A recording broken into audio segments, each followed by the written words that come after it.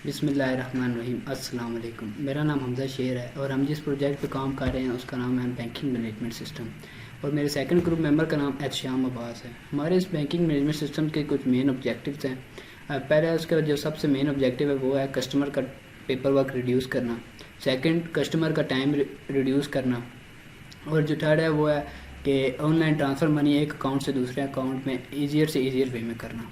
इस सिस्टम की कुछ रिक्वायरमेंट्स हैं, आए उस रिक्वायरमेंट्स पे देखते हैं। इसकी दो रिक्वायरमेंट्स है, एक फंक्शनल रिक्वायरमेंट है और एक नॉन फंक्शनल रिक्वायरमेंट है। पहले हम फंक्शनल रिक्वायरमेंट की तरफ नज़र डालते हैं। इसमें हैं दो चीज़ें हैं, एक लॉगिन सिस्टम है और एक मेन मेन्यू है। लॉगिन सिस्टम में अगर ये सिर्फ और सिर्फ यूज़र एडमिन के लिए होता है, सिर्फ एडमिन इसको एक्सेस कर सकता है। और सेकंड है, जब लॉगिन करेगा तो उसमें है मेन मेन्यू। मेन मेन्यू जब उसमें कुछ लिस्ट है एक मेन मेन्यू की। इसमें दो किस्म की चॉइसेस होती हैं, एक है कस्टमर चॉइस और एक है यूज़र एडमिन चॉइस।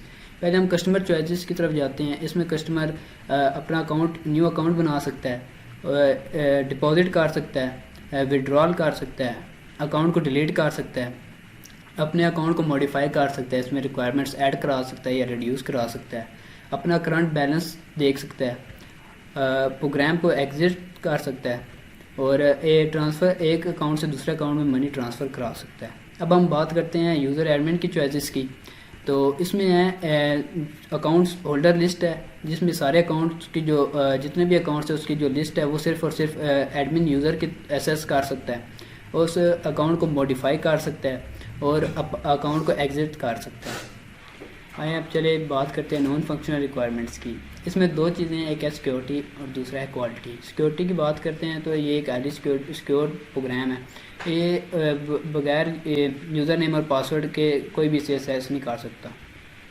दूसरी बात है क्वालिटी की, एक हाईली क्वालिटी मैनेजमेंट सिस्टम है। ये उस वक्त तक क्रैश नहीं हो सकता जब तक इसमें इनकरेक्ट यूज़र नेम और पासवर्ड ना डाला जाए। अब आगे के फेजेस गाइड करने के लिए मैं एहतशाम अब्बास को बुलाता हूँ। बिस्मिल्लाहिर्रहमानिर्रहीम। मेरा नाम एहतशाम अब्बास है और इस प्रोजेक्ट के तमाम फेसेस यहाँ से आगे मैं खुद कवर करूँगा। इससे अगला फेज़ जो हमारे पास आता है रिक्वायरमेंट के बाद, वो है सिस्टम प्लानिंग, कि हम अपने सिस्टम को प्लान कैसे कर रहे हैं। उसकी सारी तमाम प्लानिंग जो है वो मैं आपको बताता हूँ। अगर मैं ओवरव्यू दूँ इसका, तो वो ये है कि इस प्रोजेक्ट में हम ये जो बैंकिंग मैनेजमेंट सिस्टम का प्रोजेक्ट है, इसमें हम दो किस्म के अकाउंट बना रहे हैं। एक करंट अकाउंट है और दूसरा सेविंग अकाउंट है।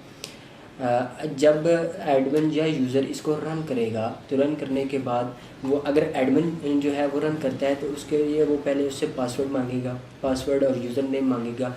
और पासवर्ड वो उसे देना पड़ेगा और यूज़र नेम वो उसे देना पड़ेगा जो बैंक के अंदर उसने अपना यूज़र नेम सेव करवाया है और वो जो बैंक ने उसे पासवर्ड अलॉट किया है।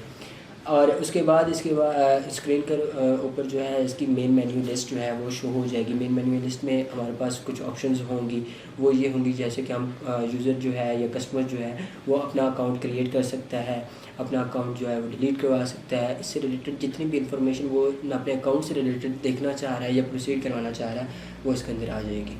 ऑर्गेनाइजेशन की बात करें तो इसमें कोई भी ऑर्गेनाइजेशन इन्वॉल्व नहीं है, कोई भी इंटरफेस इन्वॉल्व नहीं है। अगर हम रिसीवर की बात करें तो सर हसनैन अब्बास जो कि प्रोफेसर हैं रिफा इंटरनेशनल यूनिवर्सिटी के, वो इसके रिसीवर हैं। वर्क ब्रेकडाउन स्ट्रक्चर की बात करूं तो इसके अंदर हमने different types of libraries use की हैं, different types of data types use किए हैं हमने अपना डाटा को स्टोर कराने के लिए।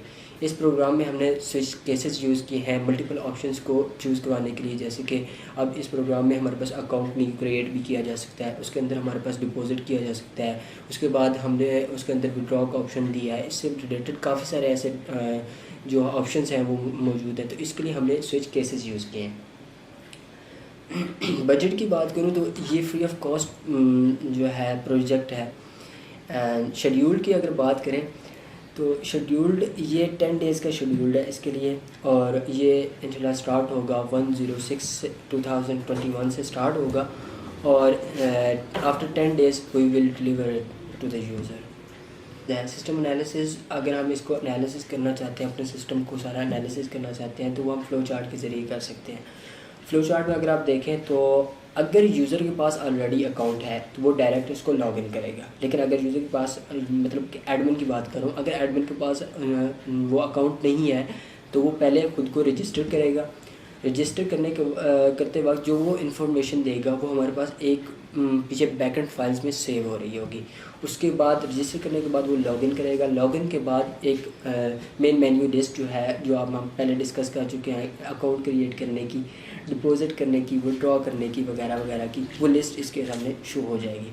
उसके बाद उससे वो इन्फॉर्मेशन जो यूज़र वहाँ प्रोसीड करना चाहता है, जो भी फंक्शन, वो उससे इन्फॉर्मेशन लेगा। अगर तो यूज़र अपना अकाउंट वहाँ से आगे प्रोसीड करना चाहता है तो वो कोई उनमें से ऑप्शंस जो हैं, पहले 8 में से कोई भी एक ऑप्शन चूज़ करेगा। लेकिन अगर यूज़र उससे उसी को, प्रोग्राम को, सिस्टम को वहीं एग्ज़िट करना चाहता है तो उसके बाद उसके लिए एक स्क्रीन के ऊपर एक छोटा सा मैसेज आएगा कि शुक्रिया इस सिस्टम को यूज़ करने के लिए, और इसके बाद हमारा जो सिस्टम है वो एग्ज़िट कर जाएगा। लेकिन अगर वो अपने अकाउंट को प्रोसीड करवाना चाहता है तो फिर उसके बाद सिस्टम उसके अकाउंट से रिलेटेड इन्फॉर्मेशन लेगा, उसके ऊपर प्रोसेस करेगा, और वो जितनी भी इंफॉर्मेशन होगी उसको बैकएंड ऊपर फाइल के अंदर सेव करेगा, और फिर उसका जो रिज़ल्ट है वो उसको शो करवाएगा, और उसके बाद जो सिस्टम है वो एग्ज़िट कर जाएगा। इससे अगले फेज़ की हम बात करें तो वो है सिस्टम डिज़ाइन। कि सिस्टम अगर हम जब रन करेंगे तो वो डिज़ाइन, उसका स्ट्रक्चर, उसका लेआउट कैसे होगा। तो लॉगिन सिस्टम की बात करें, इसमें दो किस्म, पहले तो हमारे पास 2 किस्म के फेजेस आएंगे। पहला होगा लॉगिन सिस्टम और फिर होगा रजिस्टर। जैसे मैं पहले बात कर चुका हूँ फ्लो चार्ट के पार्ट में, कि अगर तो यूज़र के पास लॉगिन सिस्टम ऑलरेडी मौजूद है, मतलब उसके पास ऑलरेडी अकाउंट है, तो वो डायरेक्ट लॉगिन करेगा, और उसके बाद अगर नहीं है तो वो रजिस्टर करेगा। उसके बाद मेन मेन्यू लिस्ट उसके पास सामने आ जाएगी, उसके सेलेक्ट चॉइस कोई भी, अगर वो न्यू अकाउंट क्रिएट करना चाहता है, पहला ऑप्शन उसके पास ये आएगा कि अगर वो न्यू अकाउंट अपना क्रिएट करना चाहता है तो वो अब फर्स्ट जो है चॉइस वो यूज़ करेगा, और उससे रिलेटेड जितने भी इंफॉर्मेशन सिस्टम उससे रिक्वायर्ड करेगा वो उसे फिल करेगा। उसके बाद हमारे पास ये है कि डिपॉजिट करवाना चाहता है तो उससे जब वो सेकंड जो ऑप्शन है वो चूज़ करेगा, तो डिपॉजिट करवाने के लिए जो भी इंफॉर्मेशन होगी वो सिस्टम को रिक्वायर होगी, वो उसे फिल करनी पड़ेगी। उसके बाद विड्रॉ करवाना चाहता है तो इसके लिए भी जो इन्फॉर्मेशन होगी वो यूज़र जो है या जो कस्टमर है वो उसको फिल करेगा। बैलेंस इंक्वायरी जो है, अगर मिसाल तौर पे अब यूज़र ये चाहता है कि उसकी बैलेंस इंक्वायरी जो पिछले सारे टाइम की है वो सी करना चाहता है, तो उसके लिए वो ये ऑप्शन यूज़ कर सकता है। और इसके अंदर कुछ बेसिक चीज़ें जो सिस्टम को हैं वो रिक्वायर्ड होंगी, और उसके बाद एक बैलेंस इंक्वायरी की जो पूरी प्रिंट आउट है वो उसके सामने आ जाएगा। उसके बाद अकाउंट होल्डर लिस्ट, ये एक ऐसा ऑप्शन है जो सिर्फ और सिर्फ एडमिन जो है वो सी कर सकता है। अब देखिए, हमारे पास अगर 100 बंदे का अकाउंट क्रिएट है तो 100 बंदे का जो अकाउंट है उसके अंदर काफ़ी सारी उनकी इन्फॉर्मेशन, पर्सनल इन्फॉर्मेशन पड़ी होंगी, पर उनकी जो पर्सनल इन्फॉर्मेशन हैं वो कोई भी यूज़र या कस्टमर जो है वो सी नहीं कर सकता। ये एक ऐसा ऑप्शन है जो सिर्फ और सिर्फ एडमिन ही सी कर सकता है। एडमिन इसको एक्सेस कर सकता है, एडमिन देख सकता है कि कौन से यूज़र की क्या इन्फॉर्मेशन है।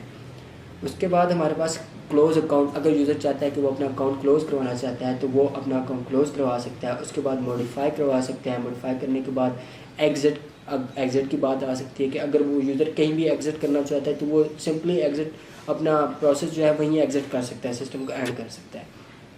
अब चॉइसेस की बात करें तो इसके बाद वो जो भी चॉइस करेगा, चूज़ करेगा, जो सिस्टम है उससे उसकी इन्फॉर्मेशन लेगा, उस चॉइस से रिलेटेड उसकी इन्फॉर्मेशन लेगा, उसके ऊपर वो वर्क करेगा, और वर्क करने के बाद उस सिस्टम को एंड कर देगा।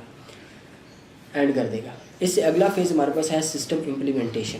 अब सिस्टम को हमने इम्प्लीमेंट कैसे किया है, इसके कोडिंग से रिलेटेड। इम्प्लीमेंट का फेज़ हमेशा कोडिंग में आता है, तो कोडिंग के अगर ऊपर हम बात करें तो उसमें यूज़र वही बात फिर से रिपीट होगी कि एडमिन लॉगिन कर सकता है, यूज़र अकाउंट क्रिएट कर सकता है, विड्रॉ कर सकता है, अपनी अमाउंट डिपॉजिट कर सकता है, अपना अकाउंट डिलीट कर सकता है।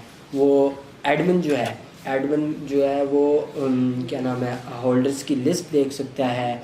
उसके बाद एडमिन जो है वो और यूज़र, ये दोनों एडमिन और यूज़र दोनों जो हैं वो अकाउंट को मॉडिफाई कर सकते हैं, और यूज़र जो है वो करंटली टाइम या किसी भी टाइम एक अकाउंट से दूसरे अकाउंट में जो है मनी ट्रांसफ़र कर सकता है, या एक बैंक अकाउंट से दूसरे किसी बैंक अकाउंट में अपना मनी जो है वो ट्रांसफ़र कर सकता है।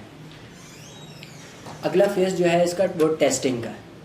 अब टेस्टिंग की अगर बात करें तो टेस्टिंग में हमारे पास 2 किस्म के डाटाज इन्वॉल्व होंगे। एक होगा करेक्ट डाटा जो हमने इसमें देखा है, और दूसरा होगा इनवैलिड डाटा। हमने इसमें करेक्ट डाटा जो है इस सिस्टम को टेस्ट करने के लिए हमने इसमें करेक्ट डाटा भी डाल के देखा है। अब करेक्ट डाटा जैसे कि हमने इसमें अभी सेट किया है कि यूज़र नेम एहतशाम है और इसका पासवर्ड जो है वो पास पी इसका कैपिटल है और 1 2 3 है, और इसके अंदर हमने अल्फ़ाबेट कैपिटल भी यूज़ किया और स्मॉल दोनों। नेम के अंदर की बात करूँ, नेम के अंदर हमने कोई भी नंबर नहीं यूज़ किया, इसके अंदर हमने अल्फ़ाबेट कैपिटल और स्मॉल यूज़ किए हैं एग्जाम के अंदर। उसके बाद अकाउंट टाइप हमने जो है उसको मॉडिफाई करके देखा है, उसको एंटर करके देखा है। वैलिड डाटा की बात करूँ, वैलिड डाटा में हमने सी कैपिटल, सी मतलब करंट अकाउंट, सी कैपिटल एंटर करके देखा है, तो इससे करेक्ट हमें जो है इंफॉर्मेशन दी है। इसी तरह अकाउंट, अगर मैं एज अ कस्टमर अपने सिस्टम के अंदर लॉगिन करता हूँ और वहाँ से अकाउंट होल्डर की लिस्ट सी करना चाहता हूँ तो ये कभी भी नहीं हो सकता। लेकिन जब मैंने उसके अंदर एज अ एडमिन लॉगिन करके वहाँ से अकाउंट होल्डर की लिस्ट सी की तो हमारे अंदर वो जो अकाउंट के सिस्टम के अंदर है वो उसका करेक्ट इन्फॉर्मेशन मिल गई। उसके बाद अगर मैं इनवैलिड डाटा की बात करूँ तो इनवैलिड डाटा में हमारे पास ये आ सकता है एग्जाम का। अब हमने वहाँ यूज़र नेम का ई कैपिटल लिखा था, तो मैंने यहाँ सारे के सारे स्मॉल जो है लेटर्स वो एंटर किए हैं, इसने एरर दे दिया। पासवर्ड मैंने पी जो है उसका वो स्मॉल कर दिया और सिर्फ पास लिख दिया तो उसने एरर दे दिया। उसके बाद अल्फ़ाबेट्स जो है उसके साथ मैंने कुछ करैक्टर्स लगा दिए तो फिर भी उसने दिया मुझे क्या, एरर दे दिया। अकाउंट टाइप एक छोटा सा प्रोसेस है लेकिन बहुत ही इसमें हमने इसके ऊपर फोकस किया है, इसके अंदर हमने इसको बहुत ही मॉडिफाई किया है कि अकाउंट टाइप को जब मैं चेंज करता था, अगर मेरे पास या तो फुल मैं उसे करंट अकाउंट लिखता हूँ कैपिटल अल्फाज में और स्मॉल अल्फाज को दोनों को मिला के, अगर मैं फुल करंट अकाउंट लिखता हूँ तब भी वो एरर देता है, और अगर मैं उसे सिर्फ स्मॉल में लिखता हूँ तब भी वो एरर देता है। जब तक सिर्फ सिंगल जितने अल्फ़ाबेट्स रिक्वायर्ड हैं सिस्टम को उतने वो नहीं पोर्ट करता तब तक वो उसको वैलिड डाटा नहीं कंसिडर करता। इसी तरह अकाउंट होल्डर लिस्ट की बात करें तो वो एज अ यूज़र अगर हम देखना चाहेंगे तो ये डेफिनेटली एरर ही देगा। यहाँ पर हमारे सिस्टम का सारा एनालिसिस कंप्लीट हुआ, टेस्टिंग कंप्लीट हुई, कोडिंग कंप्लीट हुई, इम्प्लीमेंटेशन कंप्लीट हुई, जितनी इसकी रिक्वायरमेंट्स थी वो हमने आपको बता दी हैं। और यहाँ आपको शुक्रगुजार हैं कि आपने हमें इतना टाइम दिया। Thank you so much. जज़ाकल्लाह।